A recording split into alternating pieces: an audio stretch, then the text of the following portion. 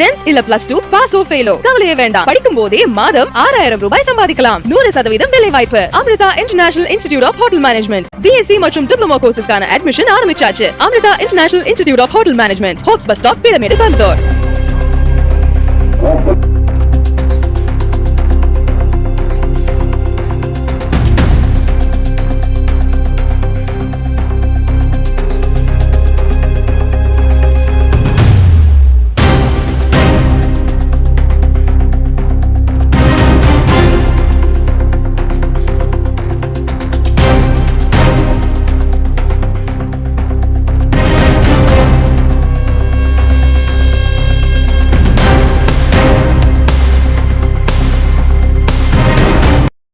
கோவை அருள்மிகு நாகாத்தம்மன் திருக்கோவில் மற்றும் அருள்மிகு கன்னிமார் கருப்புராயன் சுவாமி கலச கும்பாபிஷேக விழா வெகு சிறப்பாக நடைபெற்றது.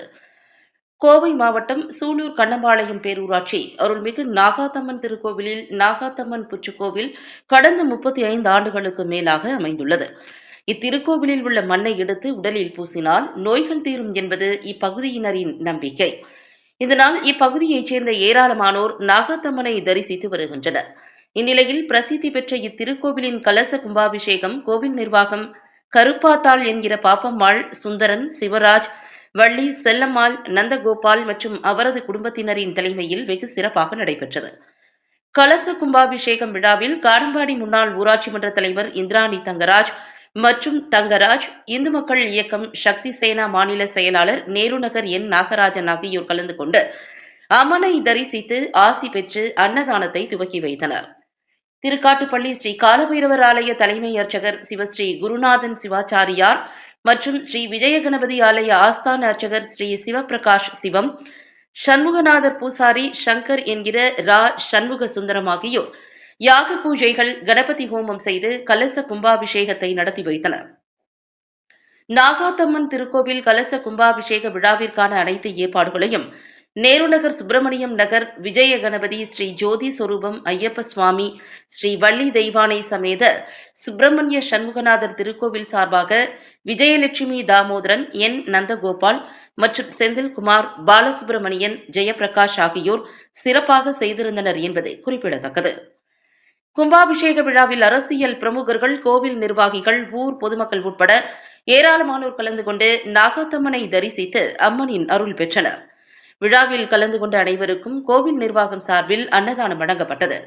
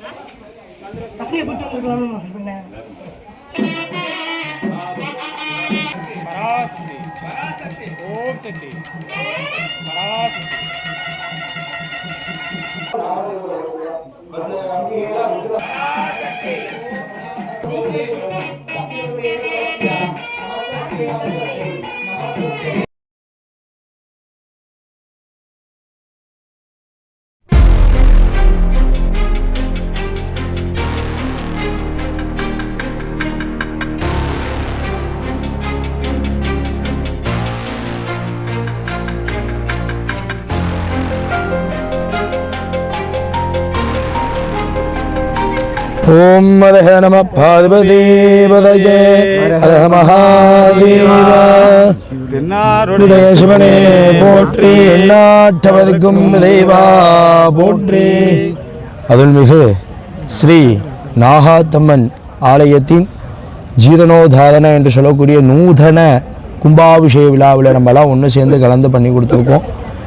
கோவை இருக்கக்கூடிய ஸ்ரீ நாகாத்தம்மன் ஆலயத்தில் இன்றைய தினம் ஆடி 1 ரொம்ப விசேஷமான முறையில் 2 காலங்கள் யாகவெளி விழா நடைபெற்று மகா கும்பாபிஷேகமானது இனிதே நடைபெற்றுள்ளது. அதில் ரொம்ப விசேஷமான முறையிலே புத்துக்கன் இந்த அம்பாள் ரொம்ப பல வருஷமாக இந்த இடத்துல வந்து அனுகிரகமாக கேட்கக்கூடிய வதங்களை கேட்டபடி நடத்தி கொடுக்கக்கூடிய நாகசக்தியாக சரியாக பார்த்தீங்கன்னா இந்த இடத்துக்கு 3 திருப்புக்கு மேலே வந்துட்டு போனால் அந்த நாகத்தை நீங்கள் தரிசனம் பண்ணலாம். அப்படிப்பட்ட வல்லமையுடைய நாகதேவியாக நம்ம ஒவ்வொரு இடத்துலையும் கலியுக தேவதைகள் கருமாரி என்று சொல்வார்கள்.